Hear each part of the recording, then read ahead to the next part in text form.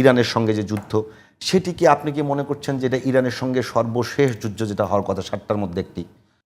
ইমাম মাহাদি আসার আগে ইহুদিদের মারাত্মকভাবে পতন ঘটবে এবং সেই পতনটা ঘটবে খোরাসান থেকে একদল আলেম এদের নেতৃত্বে একটা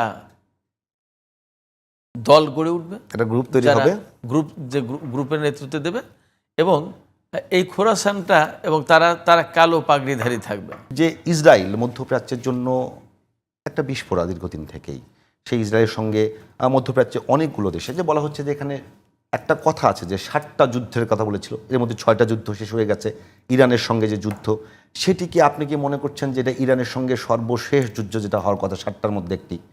আরেকটা বিষয় যেটা হলো, আসলে আন্তর্জাতিক যে গণমাধ্যমগুলোতে আমরা খবর পাচ্ছি, সেখানে কিন্তু পাচ্ছি যে ইরানের যে ক্ষয়ক্ষতি হয়েছে সেই তুলনায় কৌশলগতভাবে ইসরায়েলের ওই রকম ক্ষয়ক্ষতি হয় নাই। যেহেতু আপনি দীর্ঘদিন থেকে এই বিষয়গুলো ফলো করেন এবং এখনও ফলো করছেন, আসলে যুদ্ধের সর্বশেষ কী অবস্থা?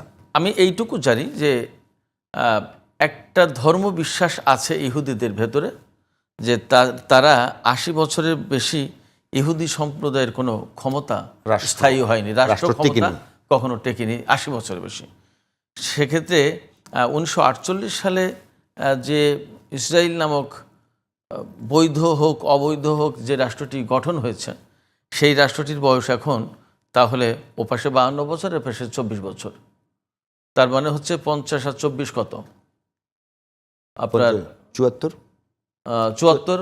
75 বছর, 75 বছর হয়ে গেছে, 75 বছর 76 বছর হয়ে গেছে। তার মানে আর খুব কাছাকাছি যদি সেই বিশ্বাসটা ঠিক থাকে 80 বছর হয়ে থাকে, 4 বছর ক্যালকুলেশন যদি ধরা হয় তাহলে কিন্তু খুব কাছাকাছি। এটা গেল ইহুদিদের পক্ষ থেকে যে ধর্মবিশ্বাস বা তাদের যে চর্চিত ধারণা যেটা আছে। আর এপাশে ইরানের যে মুসলমানেরা, ইরানের মুসলমানদের বেশিরভাগই কিন্তু শিয়া মুসলমান। শিয়া মাযহাবের ভেতরে একটা বিশ্বাস আছে, এটাকে তারা ধর্মীয় বিশ্বাস হিসেবেই দেখে যে আর ইমাম মাহাদি আসার আগে ইহুদিদের মারাত্মকভাবে পতন ঘটবে এবং সেই পতনটা ঘটবে খোরাসান থেকে একদল আলেম এদের নেতৃত্বে একটা দল গড়ে উঠবে, একটা গ্রুপ তৈরি হবে, গ্রুপের নেতৃত্ব দেবে এবং এই খোরাসানটা এবং তারা কালো পাগড়িধারী থাকবে, কালো পোশাক পরিহিত, কালো পোশাক পরিহিত না, কালো পাগড়িধারী থাকবে। কালো পাগড়ি ইরানের শিয়া মাযহাবে তারাই পরে যারা সায়েদ বংশটা হচ্ছে সরাসরি আহলে বায়তের নবী পরিবারের সাথে বংশ পরম্পরা আজকের এই পর্যায়ে সায়েদ বংশ। তারা এটাকে ইরানে বা শিয়া মাযহাবে সায়েদদেরকে বিশেষ গুরুত্ব দেওয়া হয়, বিশেষ মর্যাদা আছে। বর্তমানে ইরানের যে সর্বোচ্চ নেতা তিনি কিন্তু সায়েদ আলী খামেনি, যিনি ইমাম খোমেনি ছিলেন ইরানের ইসলামী বিপ্লবের যিনি স্থপতি, তিনিও কিন্তু সায়েদ রুহুল্লাহ মুসাবি আল খোমেনি, তিনিও সায়েদ। তো সেই ক্ষেত্রে এই যে যারা সায়েদ তারা কালো পাগড়ি পরে, যারা সায়েদ বংশের তারা কালো পাগড়ি পরে। এবং মজার ব্যাপার হচ্ছে যে বর্তমানে ইরানের যে সর্বোচ্চ নেতা সায়েদ আলী খামেনি, তিনি কিন্তু ওই খোরাসান রাজাবি প্রদেশের মানুষ, মানে যেখান থেকে আসার কথা। এইরকম অনেকগুলো ক্যালকুলেশন, বোধ বিশ্বাস কিন্তু এই মুহূর্তে খুব স্ট্রংলি চর্চিত হচ্ছে।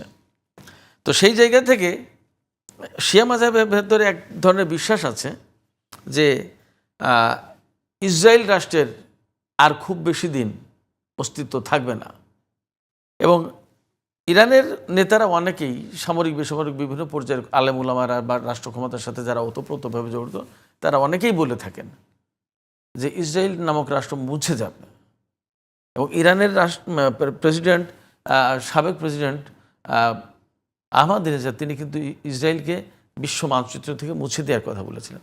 ধর্মবিশ্বাস প্লাস তাদের সামরিক সক্ষমতার জায়গা থেকে এই কথাগুলো বলে থাকেন। তো এই যে দুই মাযহাব, দুই ধর্ম বা দুই পক্ষের ধর্ম বিশ্বাসের জায়গা থেকে ইসরায়েল যে বিশ্বাস করে বা ইরানের শিয়া মাযহাবের লোকজন যা বিশ্বাস করে তা কিন্তু খুব কাছাকাছি। তো এই কাছাকাছির যে একটা সময়ের যে একটা সংঘাত, সম্ভবত সেই সংঘাত চলছে। এই যুদ্ধ শেষ হবে কি, শেষ যুদ্ধ হবে কিনা আমি ওই ধর্মীয় বিশ্বাসের আলোকে আলোচনা না করেও আমি যেটা বর্তমান বাস্তবতার প্রেক্ষাপটে যেটা বলতে পারি সেটি হচ্ছে ইরানের সর্বোচ্চ নেতা আয়াতুল্লাহ আলী খামেনি তিনি কিন্তু গত পরশু দিন সম্ভবত, অর্থাৎ যুদ্ধ যেদিন লেগেছে, মানে সংঘাত যেদিন শুরু, যুদ্ধ এখনো বলা যাবে না হয়তো। আমি যুদ্ধই বলছি, এবং আন্তর্জাতিক পর্যায়ে এই আলোচনাই হচ্ছে যে এটাকে কেন সংঘাত বলতে হবে, কেন যুদ্ধ না, আমি যুদ্ধই বলবো। কারণ যুদ্ধ দুটো দেশ বা দুটো পক্ষ যেভাবে যুদ্ধ করে তার সমস্ত সব কিছু এখানে উপস্থিত, অতএব এটাকে আমি আপাতত আর সংঘাতের ভিতরে রাখতে চাই না। তো এই যুদ্ধ যেদিন শুরু হয়েছে সেই দিনই প্রথম ধাক্কা সামলে নিয়ে ইরানের সর্বোচ্চ নেতা একটা জাতির উদ্দেশ্যে ভাষণ দিয়েছেন, রেকর্ড করা ভাষণ প্রচার করা হয়েছে। সেই ভাষণে তিনি বলেছেন যে এটা হচ্ছে অপারেশন ট্রু প্রমিস 3, আগে দুটো হয়েছে, এটা হলো লাস্ট 3 নাম্বার।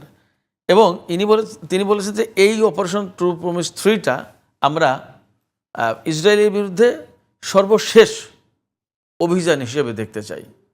এটা হবে ইসরায়েলের বিরুদ্ধে ইরানের পক্ষ থেকে সর্বশেষ অভিযান, অর্থাৎ এরপরে ইরান ইসরায়েলের বিরুদ্ধে আর কোনো অভিযান চালাতে চায় না বা চালাবে না। এর মানে হচ্ছে যে ইরান ইসরায়েলের বিরুদ্ধে এবার এমনভাবে যুদ্ধ করবে বা এমনভাবে ইসরায়েলের উপর আঘাত হানবে যে আঘাতের কারণে আর ইসরায়েলের বিরুদ্ধে যুদ্ধ করার প্রয়োজন থাকবে না।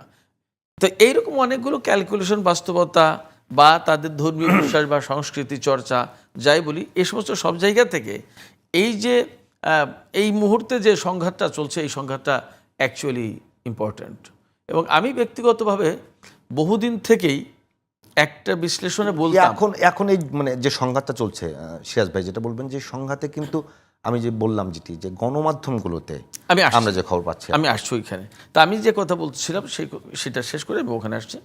আমি বহুদিন থেকে এই একটা বিশ্লেষণে সবসময় বলি যে ইরানের ইসলামী বিপ্লব যদি সত্যি হয়, এবং অবশ্যই সত্যি একটা ইসলামী বিপ্লব হয়েছে এবং সবাই স্বীকার করে যে তারা যে ইসরায়েল আমেরিকা ইসলামী রেজিম বলে বা ইরানি রেজিম বলে, যাই হোক বলুক, তাই এই ইসলামী সরকার বা ইসলামী বিপ্লব যদি সত্যি হয় তাহলে ইসরায়েলের সাথে ইরানের সংঘাত অনিবার্য।